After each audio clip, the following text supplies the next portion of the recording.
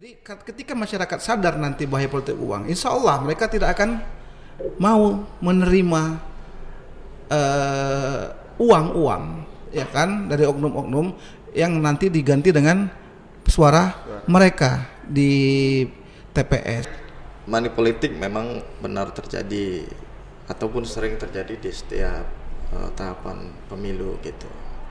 Yang pertama, selain kesadaran masyarakat, juga ada oknum-oknum dari peserta pemilu yang tanda kutip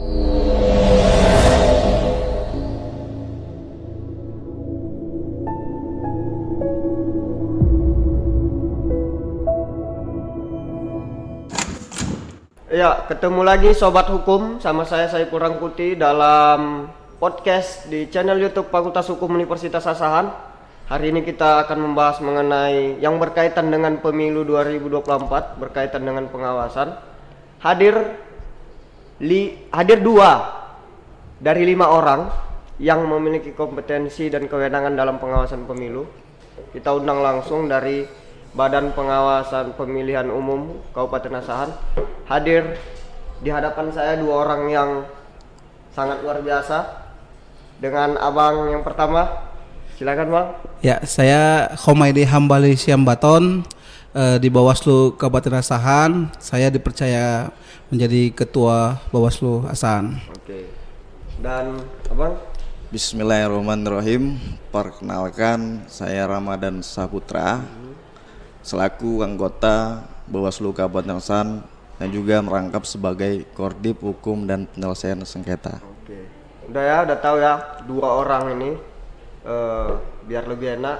Yang pertama saya panggil Abang Da Khomaidi, yang kedua Bang Putra, biasa dipanggil sedemikian di lapangan. Baik, Bang, berkaitan dengan pemilu 2024 yang kurang dari 6 bulan lagi ya, 8 bulan lagi, kurang 8 bulan lagi.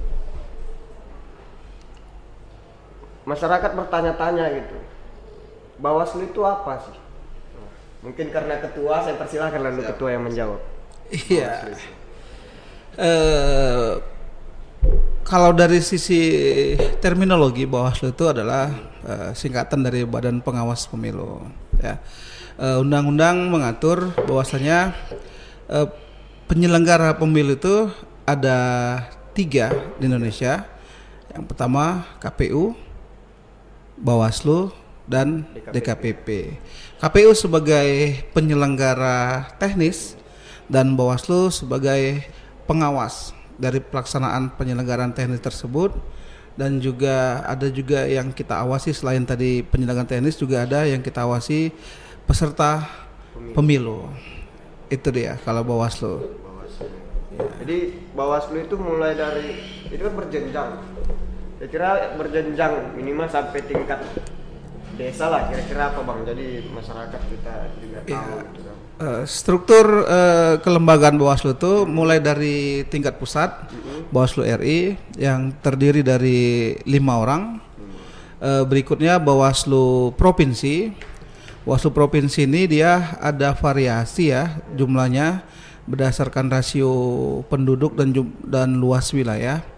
Ada yang 5, ada yang 7. Berikutnya di tingkat kabupaten kota juga begitu, variasi dia. Ada yang 5, ada yang 3. Dan Kabupaten Asahan beserta 7 kabupaten lainnya itu ada 5 orang komisionernya. Selain Asahan ada Langkat, Medan, Deli Serdang, Sedang Bedagai, Simalungun, Labuan Batu Induk, dan Madinah. Asahan. Jadi ada di Sumatera Utara ada 8 kabupaten kota yang komisionernya itu 5. Selebihnya itu berjumlah 3. Dan struktur berikutnya di tingkat kecamatan sama semua ya, seluruh Indonesia hanya ada 3 orang. Tingkat kelurahan desa 1 orang, dan tingkat pengawas di TPS itu ada 1 orang. Itu dia struktur kelembagaan Bawaslu-nya. Dari Bawaslu. Baik, ini kan Bawaslu ini kan memiliki peranan yang sangat urgent dalam ikut serta melaksanakan pemilu gitu 2024. Saya mau beralih ke anggota Abang dulu, meskipun kedudukannya sama anggota juga kan. Silakan. Ya. Bang, ya Abang tadi divisi hukum gitu kan. Iya, dan penyelesaian sengketa. Penyelesaian sengketa. Sebelum masalah sengketa, pengawasan apa yang orang Abang lakukan istilahnya dalam pemilu? Ini kan lagi tahapan verifikasi calon DPR kan? Iya. Ya, lagi verifikasi. Tahapan apa atau apa saja yang diawasi oleh Bawaslu? Yang pasti acuan dasar pengawasan dari Badan Pengawas Pemilihan Umum. Iya. Yang pertama itu semua rangkaian tahapan, mulai dari yang pertama itu pengrekrutan PPK, PPS, dan pengawas TPS gitu kan, untuk dari segi subjek hukum yang melaksanakan pelaksana teknis gitu. Kemudian mulai dari pemutakhiran data, mulai dari pengawasan pencalonan DPD, DPR RI, provinsi, kabupaten kota gitu, sampai kepada pasangan calon presiden dan wakil presiden untuk pemilu, untuk pemilu, sampai dengan tahapan pendistribusian logistik sampai pungut hitung dan penetapan perolehan suara. Jadi mulai dari poinnya dari hulu pelaksanaan sampai ke hilir. Iya, sampai akhir. Pemilu, ya. Bahkan juga Bawaslu memiliki kedudukan di Mahkamah Konstitusi sebagai pemberi keterangan terkait perselisihan hasil perolehan suara secara nasional. Ada kedudukan tersendiri yang diberikan Mahkamah Konstitusi kepada Bawaslu. Benar. Baik, itu jadi sahabat hukum sekalian, jadi sangat vital peranan Bawaslu ini, karena pengawasan ini bagian dari check and balances itu udah oleh Bawaslu, sehingga pelaksanaannya dapat berjalan lancar. Nah, ini kan lagi tahapan, ini kan nanti yang menjadi kondisi di masyarakat itu yang berat kan tanda petik money politik. Apakah Bawaslu juga melakukan pengawasan money politik di masyarakat, ataupun baik peserta, penyelenggara maupun tentunya pemilih itu sendiri? Silakan mau menjawab siapa, silakan. Kali ini saya berikan kebebasan. Oh ya. Oh, ada nanti pamungkasnya. Oke, silakan. Wah. Beranjak dari pemilu sebelumnya, dibentuknya Badan Pengawas Pemilihan ini karena adanya krisis kepercayaan pada pemilu di masa lampau gitu. Tepatnya pada kalau tidak salah saya 1982 dibentuklah Panwaslak pemilu gitu. Itulah kira-kira dibentuknya itu karena ada krisis ketidakpercayaan. Nah, money politik memang sering menjadi modus operandi dalam setiap pelaksanaan pemilu, baik itu pemilu presiden, wakil presiden, anggota dewan DPD, dan pemilihan gubernur, bupati, dan wali kota. Itu menjadi modus operandi. Nah, Bawaslu yang pertama saya ingin sampaikan, Bawaslu memiliki visi dan misi gitu. Visinya adalah menjadi lembaga pengawas pemilu yang terpercaya, karena mengadopsi dari munculnya krisis kepercayaan pada masa lampau, maka timbullah pengawas pemilu sebagai wasit yang menimbulkan trust di tengah-tengah masyarakat gitu. Kemudian adapun misi Bawaslu meningkatkan pencegahan dan pengawasan. Kemudian meningkatkan kualitas penanganan pelanggaran. Kemudian meningkatkan produk hukum yang terintegrasi. Kemudian meningkatkan sistem informasi untuk menyokong atau mendukung tugas pencegahan dan pengawasan, bahwa kemudian terakhir memperkuat sumber daya manusia internal yang berintegritas gitu. Nah, beranjak dari visi dan misi yang ditetapkan oleh Bawaslu dalam langkah mencegah ataupun meminimalisir tindakan money politik, salah satu contoh konkretnya kami memiliki strategi pojok pengawasan salah satunya. Kemudian patroli pengawasan gitu. Nah, patroli pengawasan itu kami laksanakan sampai hari pemungutan suara. Artinya patroli pengawasan itu kami buat untuk melakukan pencegahan terhadap money politik yang terjadi di lapangan, karena kita kenal money politik itu serangan pajar dan seterusnya gitu. Nah, kemudian Bawaslu juga melakukan sosialisasi kepada masyarakat, karena Bawaslu ini tanpa masyarakat, tanpa rakyat tidak ada apa-apanya gitu. Benar. Karena pemilu ini kan milik rakyat, dari rakyat, oleh rakyat, dan untuk rakyat sebagai sarana kedaulatan. Kami beberapa program mengajak masyarakat dari kalangan akademis, praktisi, adat gitu, dan sampai kepada sampai kepada mahasiswa, seperti yang kami buat kemarin itu program sekolah kader pengawasan pemilu gitu. Nah, itulah langkah kami sebagai bentuk untuk yang pertama memberikan mengajak masyarakat untuk sadar gitu, bahaya money politik ini bahaya ke depan. Itu dulu yang pertama kan. Karena kalau kita mengandalkan jajaran pengawas pemilu secara jumlah kan nggak bisa nih kita awas ini kan. Nah, kemudian kita mengajak juga kepada partai politik untuk memberikan pendidikan politik yang baik, edukasi gitu. Karena kan di dalam undang-undang partai politik kan memberikan pendidikan terhadap itu. Karena kita menilai pemilu ini harus berintegritas, bermartabat, dan berdaulat, yang bersih dari money politik, isu sara, dan hoax gitu. Makanya kita rangkul semua kalangan. Itulah upaya kita mewujudkan pemilu yang demokratis gitu, pasca era reformasi gitu. Pasca era reformasi. Ini Bang izin beralih ke ketua lah dulu ya. Siap.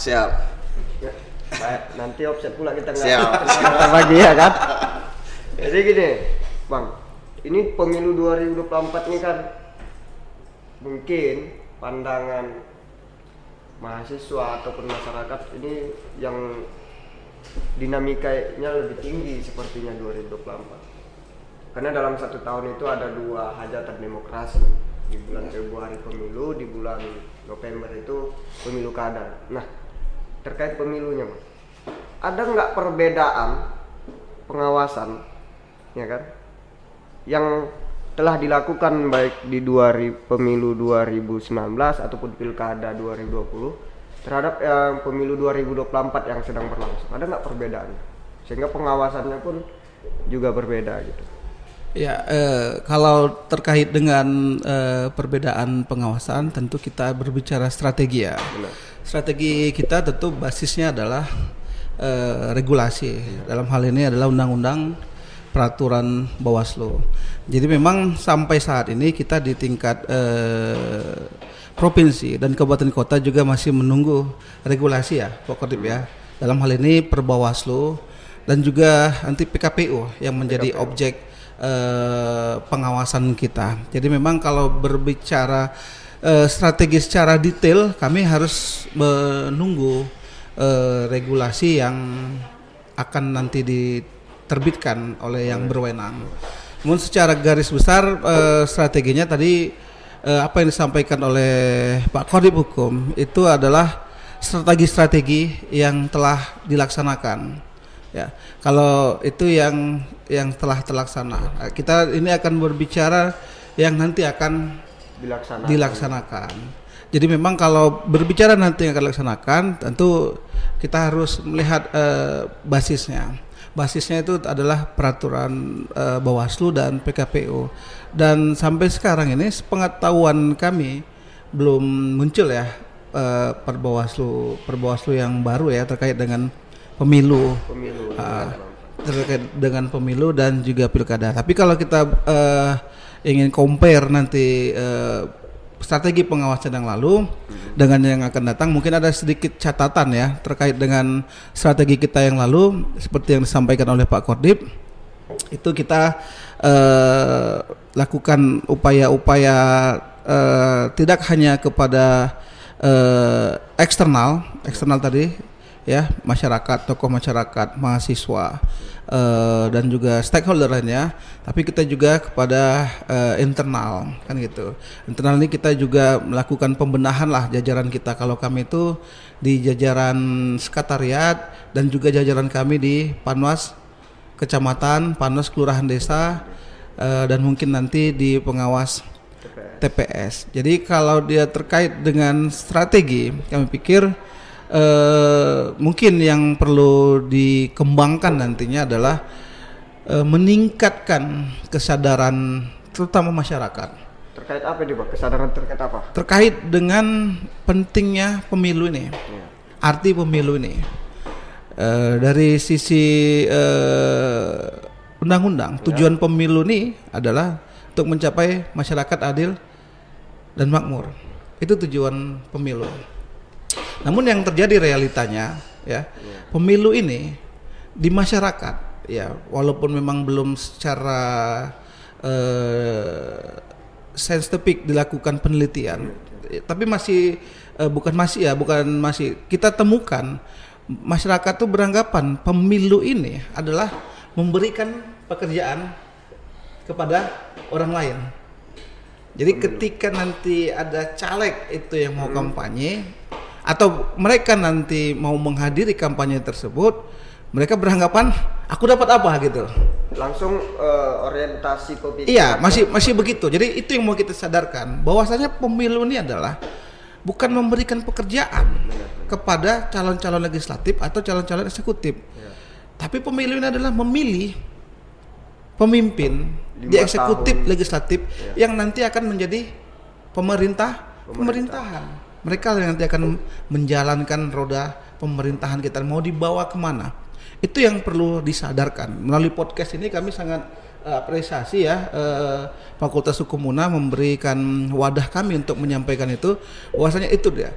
Strategi kami nanti ke depannya adalah bagaimana menyadarkan masyarakat.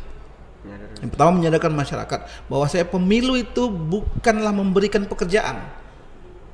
Jadi calon-calon anggota legislatif itu bukan pekerjaan, bukan profesi, tapi mereka punya peran dan tugas yang mulia untuk mencapai tujuan masyarakat adil dan makmur melalui fungsi-fungsi yang mereka miliki.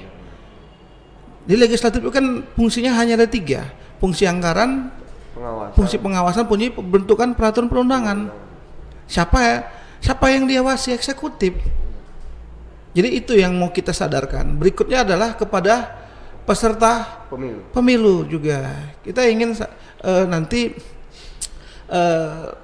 jangan lagi ada praktik-praktik yang berpotensi melanggar ketentuan peraturan perundangan, kan begitu kan? Kalau kita lihat secara umum, permasalahan yang sering terjadi khusus di Asahan ini adalah politik uang. Di situ. Ya, kalau kita di Asahan ini, alhamdulillah, kalau konflik sosial selama pemilu berdasar pengalaman dan pengetahuan saya nggak pernah terjadi. Hoax pun juga tidak banyak. Yang paling dominan itu adalah politik uang. Jadi politik uang ini seperti angin, tidak kelihatan tapi terasa. Kan gitu kan. Dan untuk mengantisipasinya seperti yang disampaikan Pak Kordip, nggak cukup hanya kami. Bukan berarti kami ini ingin lepas tangan atau pasrah dengan kondisi, tapi ini realita. Tadi permasalahan kami dalam pengawasan tadi, ya kita Kabupaten Asahan ini 25 kecamatan berbatasan dengan 4 kabupaten kota, 4 atau 5 kabupaten kota. Ada 204 desa, kelurahan. Kita ada 5 di kabupaten, ada 3 di kecamatan. Di kecamatan tuh bukannya hanya ada 1 desa atau 5 desa, dan di desa itu kita hanya 1. Secara kendala kita dari segi internal. Oleh karena itu jangan hanya menyerahkan pengawasan itu hanya kepada Bawaslu. Maka kami mengajak kesadaran masyarakat untuk pentingnya kesadaran masyarakat memahami tentang bahayanya politik uang. Itu dia. Jadi ketika masyarakat sadar nanti bahaya politik uang, insya Allah mereka tidak akan mau menerima uang-uang, ya kan, dari oknum-oknum yang nanti diganti dengan suara mereka di TPS. Jadi gini Bang, tadi ada terkait menyadarkan gitu terkait pentingnya pemilu. Bawaslu juga memiliki peranan nggak terkait untuk dalam meningkatkan partisipasi pemilu? Tentu ya, kita sebagai penyelenggara tentu punya kewajiban juga untuk meningkatkan partisipasi pemilu. Bentuk dari sosialisasi, bentuk dari tadi kita turunnya melakukan patroli ke lapangan itu adalah bentuk untuk bahasa menghalu-halukan. Menghalu-halukan tujuannya agar diketahui. Nah, kalau diketahui nanti tentu mereka akan hadir, tertarik dan untuk hadir. Tapi yang paling penting tadi memang adalah saya pikir kesadaran masyarakat itu tentang pemilu. Dan kami berharap juga melalui podcast ini ya dari Fakultas Hukum UNA ini juga dapat memberikan sosialisasi juga terutama kepada mahasiswa. Bahwasanya pemilu ini adalah bukan ajang memberikan pekerjaan buat calon-calon anggota legislatif dan calon-calon eksekutif. Tapi adalah untuk menentukan pemimpin yang nanti akan duduk di pemerintahan yang akan menjalankan roda pemerintahan kita 5 tahun ke depan. Saya pikir demikian. Ini memang yang isu santer itu setiap pemilu pasti opini yang hadir di masyarakat selalu money politik. Apa kendala sebenarnya money politik sehingga sulitlah kita katakan kenapa pasti ada terus menerus dan menjadi opini. Apakah karena aturannya setiap yang menerima ataupun memberi juga dikenakan unsur pidana atau gimana? Pak Kordip, divisi hukum ya? Divisi hukum, gimana Pak? Terkait money politik memang benar terjadi ataupun sering terjadi di setiap tahapan pemilu gitu. Yang pertama selain kesadaran masyarakat juga ada juga oknum-oknum dari peserta pemilu yang tanda kutip nakal gitu, menghalalkan segala cara gitu. Nah kemudian juga masih terdapat masyarakat yang tidak memikirkan aspek kedepannya gitu. Bahkan ada berkembang di masyarakat adigium siapa aja yang awak pilih gini-gini juga dan nasib awak kan gitu kan. Nah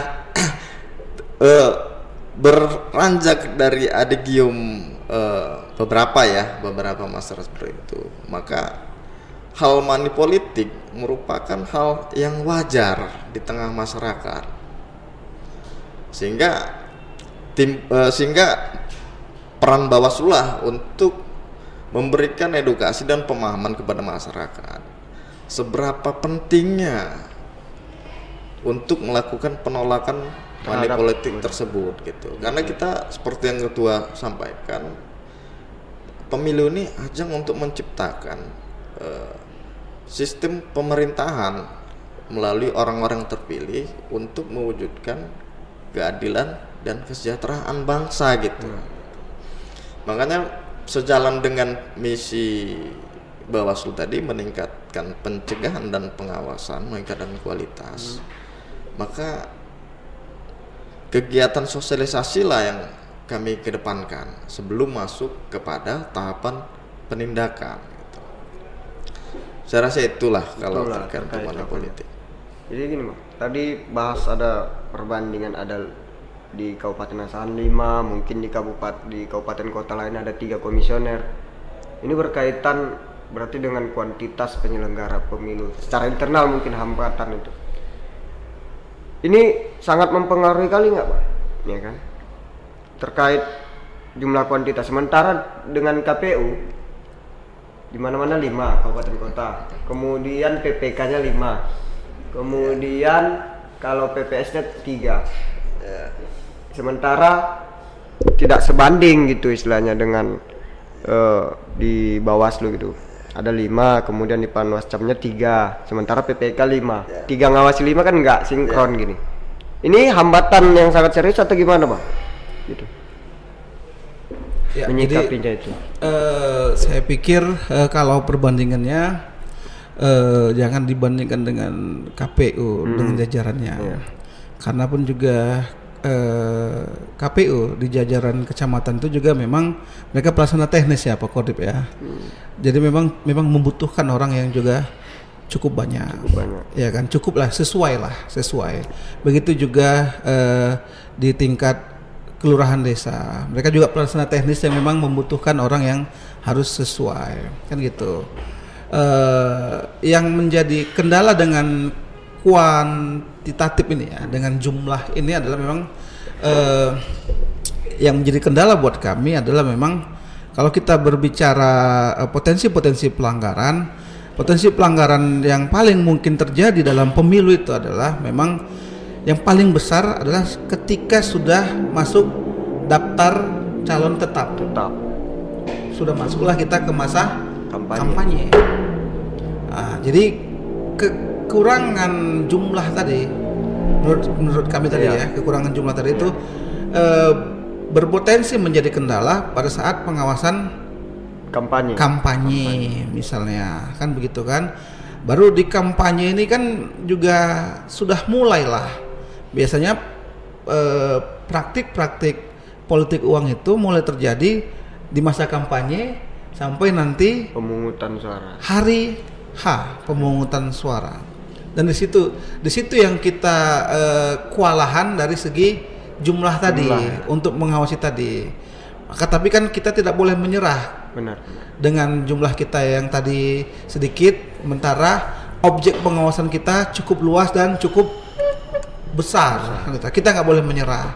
Maka upaya yang dilakukan strateginya adalah memang tadi menyadarkan pertama kepada masyarakat untuk menolak politik uang, karena memang ekses dari politik uang itu sangat besar ya. Karena memang salah satu titik epicentrum terjadinya korupsi di negara kita adalah dari sistem pemilihan yang kita laksanakan ini. Sangat berbiaya, mahal gitu. Kan itu tadi kepada masyarakat, kita sadarkan kepada masyarakat bahwasanya politik uang itu hanya membawa keburukan. Lebih banyak mudaratnya ya, Bang. Iya. Buat masyarakat dan buat kita dalam kehidupan berbangsa dan bernegara. Dan dari sisi untuk peserta pemilu ya, kita juga himbau ya percaya diri saja dengan visi misi yang mereka sampaikan kan. Jadi cukuplah itu yang ditawarkan kepada masyarakat sebagai pemilih. Nggak usah ada tawarkan yang lain-lain kan begitu kan. Itu mungkin yang strategi kita. Kalau strategi pengawasan kita tentu itu masih akan kita godok nanti ya kalau nanti munculnya perubahan. Tapi strategi preventif kita saya pikir itu sadarkan kepada masyarakat tentang bahaya politik uang ya kan, dan tentang pentingnya proses pemilu ini untuk kehidupan berbangsa dan negara, dan tujuan pemilu itu apa. Dan kepada peserta pemilu kita sadarkan cukuplah visi dan misi saja yang disampaikan nanti kepada masyarakat pemilih. Saya pikir demikian. Ini Bang, saya sampaikan juga ke masyarakat. Ini video rekaman podcast kita ini kan akan tayang pada hari Kamis, bertepatan dengan momentum putusan Mahkamah Konstitusi terkait sistem proporsional terbuka itu kan, apakah terbuka atau tertutup. Meskipun Perbawaslu belum ada mungkin terkait pengawasan tahapan yang lebih rinci. Bawaslu Asahan mempersiapkan diri nggak ketika tiba-tiba ini nanti tertutup? Iya, kita ini kan di tingkat kabupaten kota ini hanya pelaksana dari regulasi. Artinya apapun nanti itu putusan ya kan, dan kebijaksanaan nanti yang diambil oleh pimpinan kita di RI, kita sebagai pelaksana tentu harus ikut. Kita tidak boleh keluar dari jalur itu. Kita nggak boleh berpendapat sendiri. Jadi kita hormati nanti apapun putusan dari Mahkamah Konstitusi, apa kebijakan dari lembaga yang akan diambil, di kita di tingkat kabupaten kota akan mengikutinya. Saya pikir demikian. Menanti adanya perintah dari atas, instruksi lah ya Pak. Iya, harus begitu kita. Karena tingkat kabupaten berarti hanya menjalankan regulasi yang ada. Iya. Baik. Kemudian ada nggak hambatan kalau dari masyarakat gitu kan? Apakah ada pernah terkait 2019 kita review gitu kan, sehingga bisa mungkin jadi pelajaran dalam pengawasan di 2024. Ada nggak ancaman-ancaman dari luar Kabupaten Asahan gitu sehingga mengganggu pelaksanaan dalam pengawasan, fokus dalam pengawasan pemilu gitu 2019, sehingga mungkin di 2024 tidak terjadi mungkin seperti itu. Kalau potensi permasalahan dengan batas luar kabupaten mungkin adanya eksodus ya dari warga batas kita masuk jadi pemilih. Saat pemungutan suara. Oh, ada terjadi eksodus. Itu potensi ya. Potensi masalahnya. Dan itu juga kita karena dimobilisasi ya kan, karena memang sistem daftar pemilih kita ya kan memang masih terdapat mungkin sedikit kekurangan yang bisa dimanfaatkan mungkin kan, misalnya dia warga di Asahan, tinggalnya di Asahan tapi dia KTP-nya KTP Labura contohnya gitu kan, nanti kita khawatir itu bisa dimanfaatkan untuk memilih di sini, bisa di Labura juga bisa. Tapi memang itu juga sudah kita antisipasi. Kemarin kita juga sudah melakukan koordinasi dengan pihak kepolisian Polres Asahan, juga dengan Pemkab, udah kita urai potensi-potensi permasalahan terkait dengan mobilisasi pemilih dari kabupaten atau kota yang berbatasan dengan kita. Ini kan pengawasan langsung. Masyarakat ini zaman sekarang kan lebih intens berkomunikasi via media sosial. Bagaimana kalau pengawasan cybernya ini, Bang? Ini kan sangat rentan ini. Mungkin berita hoax, masyarakat terkadang di era post-truth ini lebih percaya bohong gitu kan karena tanpa verifikasi. Gimana pengawasan media sosialnya? Memang di dewasa ini era teknologi dan digitalisasi ini sangat berdampak luas di kehidupan umat manusia gitu kan. Karena dari mulai anak-anak saja udah mainnya sudah smartphone, sudah gadget kan gitu kan. Maka zaman sekarang ini ada dua dunia, satu dunia nyata, satu dunia maya. Tapi ada juga orang tiga nyata, satu dunia mimpi. Jadi Bawaslu RI juga dalam melakukan pencegahan terhadap isu hoax, black campaign melalui media sosial gitu. Bawaslu juga sedang melakukan kerjasama dengan cyber khususnya kepada pihak-pihak kepolisian ataupun ke Kominfo gitu untuk mengantisipasi atau setidaknya meminimalisir tentang isu. Kemudian ini program Bawaslu RI ya, kemudian Bawaslu RI nanti diterapkan ke jajaran bawah gitu. Kemudian juga di dalam fokus pengawasan media elektronik, Bawaslu mengajak juga merangkul beberapa konten kreator gitu, media-media televisi swasta gitu. Itu ada juga nanti bisa kita lihat dari IG-nya Bawaslu RI gitu. Itu up to date dia. Dan fokusnya kebanyakan kepada era digitalisasi gitu. Karena memang agak kelimbungan juga kita melakukan pengawasan di dua dunia gitu. Makanya selain kita pengawasan aktif langsung, kita juga ada pengawasan monitoring layar gitu. Tetapi memang yang pertama kalau kita lakukan sendiri terhadap pengawasan media sosial ataupun elektronik, kita tidak punya tim cyber. Kita nggak ada itu gitu. Juga sarana prasarana untuk di dalam cyber lah, cyber istilahnya gitu kan. Itu kita nggak punya gitu. Sehingga kita tidak mampu melacak ini siapa terduganya gitu. Di mana lokasinya gitu. Sehingga kita merangkul pihak-pihak yang memiliki kompetensi gitu untuk pengawasan di dunia maya. Oke, terakhir Bang. Iya. Closing statement mungkin. Harapan dalam pelaksanaan tahapan-tahapan pemilihan umum 2024 karena izinlah ketua yang memberikan closing statement. Silakan Bang. Iya, terima kasih Dinda. Harapan kita tentu, harapan kami lah ya. Harapan kita tentunya adalah pemilu ini memang memberikan efek yang positif buat seluruh rakyat Indonesia. Sesuai dengan tujuannya adalah untuk mencapai masyarakat yang adil dan makmur. Dan itu bisa tercapai kalau memang masyarakat dan seluruh stakeholder, penyelenggara, peserta, dan juga